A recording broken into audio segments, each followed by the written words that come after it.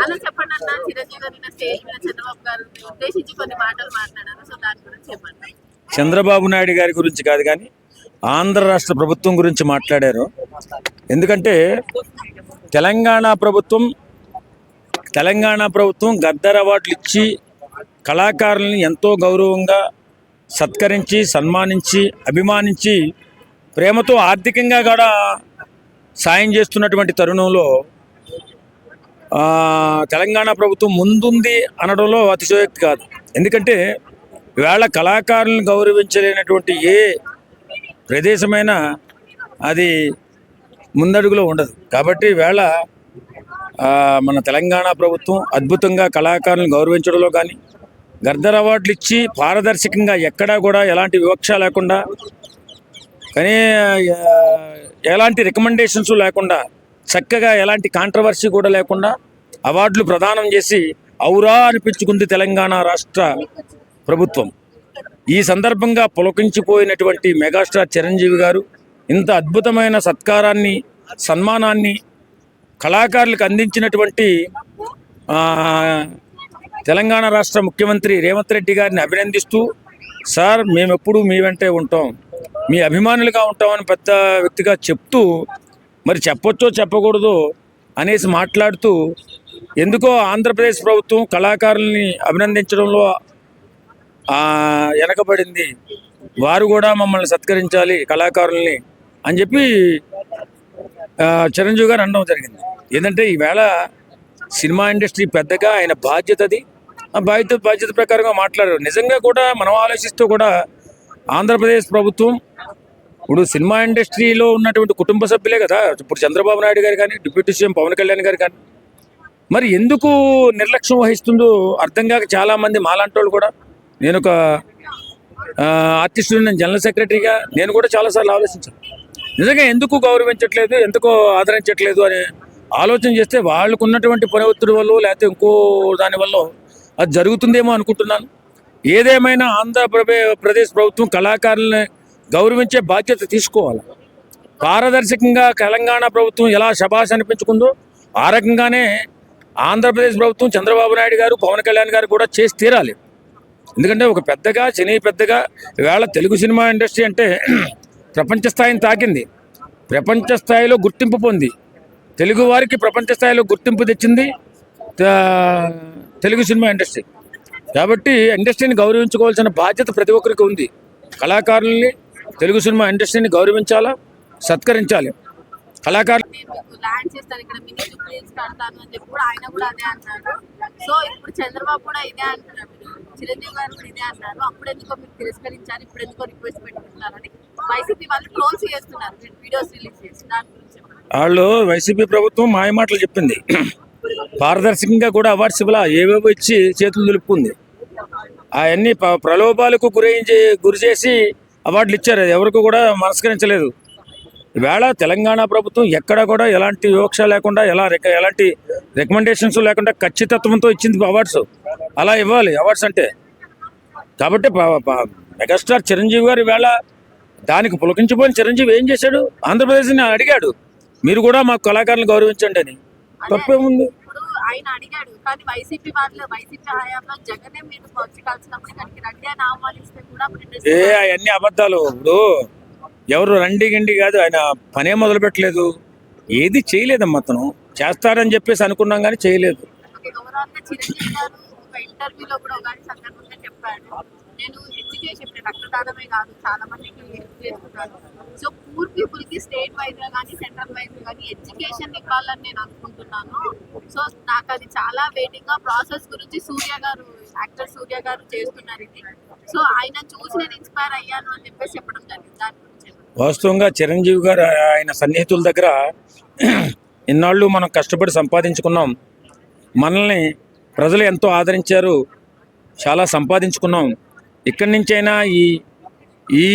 నుంచైనా మనం పేద ప్రజలకు అండగా నిలబడాలి, అట్టడుగున్నటువంటి వర్గాలకు అండగా నిలబడాలనే ఆలోచనలో ఉన్నాడు చిరంజీవి గారు అని చెప్పి తెలుస్తుంది. ఏదో ఒకటి చేసి ఉపయోగపడితే బాగుంటుందని చెప్పేసి ఆయన చాలామంది దగ్గర అంటున్నట్టుగా మన మధ్య మన వాళ్ళు రిపోర్టర్స్ కలిసినప్పుడు కూడా చిరంజీవి గారు దృక్పథం మారింది, ఆయన సహాయం చేయాలనే ఆలోచనలో ఉన్నారు. ఏ రకంగా చేస్తే బాగుంటుంది, ఏ రకంగా ముందుకెళ్తే బాగుంటుంది అని చెప్పి చాలా మంది దగ్గర సలహాలు కూడా తీసుకుంటే బాగుంటుంది. సలహాలు తీసుకుంటున్నారట. ఖచ్చితంగా ఏదైనా ఒకటి చేసి చిరస్థాయిగా నిలబడాలనే ఆలోచనతో ఇంతవరకు మనకి ఇంత సంపాదించుకునే అవకాశాలు ఇచ్చారు, ఇంత గొప్ప పేరుని ఇచ్చింది, ఇంతమంది అభిమానులు ఇచ్చింది. ఖచ్చితంగా వారికి ఉపయోగపడాలనే ఆలోచనలో చిరంజీవి గారు ఉన్నట్టుగా తెలుస్తుంది. ఆయన అనుకున్నాడంటే చేసి తీరుతారు. ఖచ్చితంగా ఏదో దిగువ తరగతులు ఉన్నటువంటి విద్యార్థులకు కానీ, అలాగే చాలా కష్టాల్లో ఉన్నటువంటి జనానికి కానీ ఉపయోగపడితే బాగుంటుంది.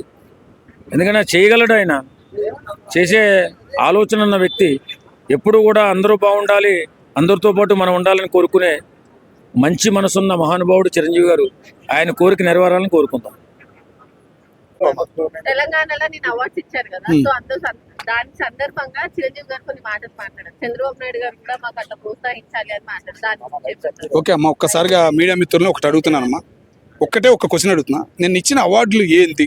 సోషల్ మీడియాలో అన్ని పేర్లు పెడుతున్నారు, కానీ ఆ అవార్డు ఏంది? ఆ సభలో కూడా ఏంటి అవార్డు ఏంది అనే మాట నోట్లోంచి, ఎవరి నోట్లోంచి క్లారిటీగా రాలేదమ్మా. ఆ అవార్డు పేరేందో చెప్పగలరా మీరు? గద్దర్ గారు అవార్డు.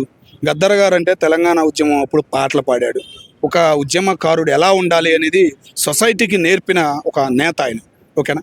ఆయన గురించి మాట్లాడినప్పుడు సినీ ఫీల్డ్ పెద్దలు కూడా దానికి తగ్గట్టు మాట్లాడాలి. ఆంధ్ర లింకుల గురించి, ఆంధ్ర గురించి మాట్లాడతాం అనేది రాంగు. చిరంజీవి గారు అయినా కానీ, ఆయన ఇంకొక ఆయన మాట్లాడాడు. ఆయన కూడా ఈ టైంలో పక్క రాష్ట్ర ముఖ్యమంత్రి ఉన్నాడు, ఆయన గురించి మాట్లాడు, తెలంగాణ రాష్ట్రం ప్రజల గురించి మాట్లాడాలి. కానీ ఆంధ్ర రాజకీయం గురించి, చంద్రబాబు నాయుడు గారి గురించి ఆ స్టేజీ మీద మాట్లాడతాం అనేది రాంగ్ అని నేను అనుకుంటున్నాను. తెలంగాణ ప్రభుత్వం మమ్మల్ని ఎట్లా ప్రోత్సహిస్తుందో ఏపీ గవర్నమెంట్ కూడా మమ్మల్ని అట్లా ప్రోత్సహిస్తే మేము ఎందుకు ప్రోత్సహించలేదమ్మా? ఎందుకు ప్రోత్సహించలేదు? జగన్మోహన్ రెడ్డి గారు ఫస్ట్ అవకాశం ఇచ్చారు, ఎందుకు వెళ్ళలేదు మీరు? ఎన్నిసార్లు కలిశారు? ఒక సినిమా విడుదల అవుతుందంటే వెళ్ళి కలవాలి కదా, కలవాల్సిన బాధ్యత ఉంది కదా. మరి కలవాల? ఒక సాయం చేయాల్సిన కరోనా టైంలో ఒక్క హీరోనా సాయం చేశారా? ఒక్క సాయం చేయాలి. చంద్రబాబు నాయుడు గారు వచ్చిన ₹1 కోటి ఇచ్చారు చిరంజీవి గారు. ఎలా ఉండిద్ది వాళ్ళకి ఎలా ఉండిద్ది? మిగతా జనానికైనా ఎట్లా ఉండిద్ది? సినీ ఫీల్డ్ అనేది ఆలోచించుకుని మాట్లాడాలి. ఇప్పటికైనా కానీ పెద్దలైన చిరంజీవి గారు కూడా అక్కడ ప్రోత్సాహం అనేది ఉండాలి. ఆయన అక్కడ పుట్టారు కాబట్టి, తెలుగు సినీ ఫీల్డ్ పట్టింది అక్కడ కాబట్టి, అక్కినే నాగేశ్వరరావు గారి వల్ల ఇక్కడికి వచ్చింది అంతే. ముఖ్యంగా అక్కడ ఒక రాజకీయంగా కాకుండా సినీ ఫీల్డ్కు కూడా ఉపయోగపడే విధంగా అక్కడ చేయాల్సిన బాధ్యత వీళ్ళకు ఉంది. అక్కడ ఉన్న రాజకీయ నాయకులకి గవర్నమెంట్ని అనటం కాదు, ముందు వీళ్ళు చెయ్యాలి. అక్కడ ఏం చేస్తున్నారు, షూటింగ్ల పరంగా కానీ, అక్కడ సేవా పరంగా కానీ ఏం చేస్తున్నారు అది ఆలోచించి మరొక్కసారి ఆంధ్ర రాష్ట్రం పేరెత్తితే మీకు బాగుండిద్దని మర్యాదపూర్వకంగా చెప్పుకుంటాం. అంటే చిరంజీవి గారికి అక్కడికి వచ్చిన తర్వాత చిరంజీవి గారికి ఆంధ్రాలో పెద్ద సింహాసనం వేసి కూర్చోబెట్టట్లేదని చిరంజీవి గారు ఆగ్రహం వ్యక్తం చేశారంటున్నారు. ఆయన ఎప్పుడు ఆగ్రహం అనేది ఎప్పుడు నేను చూడలేదన్న. ఆయన వ్యక్తిగతంగా మంచోడే, కానీ జగన్మోహన్ రెడ్డి గారు కరోనా టైంలో ఎటువంటి సేవ చేయలేదు. చంద్రబాబు నాయుడు గారు వచ్చిన ఆయన ₹1 కోటి ఇచ్చారు. అది అక్కడ ఉన్న జనానికి కూడా నచ్చట్లేదు. జనానికి కాదు, అక్కడ ఉన్న ఆంధ్ర వాళ్ళకు కూడా, ఆయన అభిమానించే అభిమానులకు కూడా చాలా బాధపడ్డారు ఆ విషయంలో. ఆ కరోనా టైంలో ఆంధ్రాని చూడాలి కదా. ఆయన జిల్లా, ఆయన పుట్టినూరుగానే వెళ్ళి ఏదైనా సేవలు చేయాలి. పవన్ కళ్యాణ్ గారు చేయలేదా? పవన్ కళ్యాణ్ గారు అక్కడే ఉన్నారు కదా. మరి అంతప్పుడు చేయాలి కదా అన్న. రాజకీయ అట్లా అన్న మాకు ప్రతి ఒక్కరు ₹1 ఇచ్చినా ఇప్పుడు వచ్చి సోషల్ మీడియాలో నేను ₹1 ఇచ్చి చెప్పుకుంటున్నారు. ₹1 కోటి ఇచ్చారు చిరంజీవి గారు. చంద్రబాబు నాయుడు గారు వచ్చిన కానీ ₹1 కోటి ఇచ్చారు చిరంజీవి గారు. మరి గత 5 సంవత్సరాల్లో జగన్మోహన్ రెడ్డి గారు ₹1 ఎందుకు సాయం చేయాల? కరోనా టైంలో ఎందుకు సాయం చేయాల? మరి ఏమన్నా మళ్ళీ తెలంగాణకు సాయం చేయకుండా ఉండవా? చేసావు.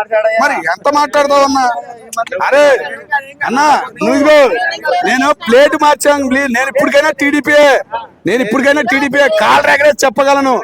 చంద్రబాబు నాయుడు గారికి 33,000 ఎకరాలు ఇచ్చారు రైతులు. అదే రైతులను ఆయన మోసం చేశాడు. అయినా కానీ ఇప్పుడు వచ్చి 33,000 ఎకరాలు ఇచ్చారంటే హైదరాబాద్ మళ్ళీ కబ్జాలు చేయలే. 33,000 ఎకరాలు మాట్లాడుకుంటున్నారా? మరి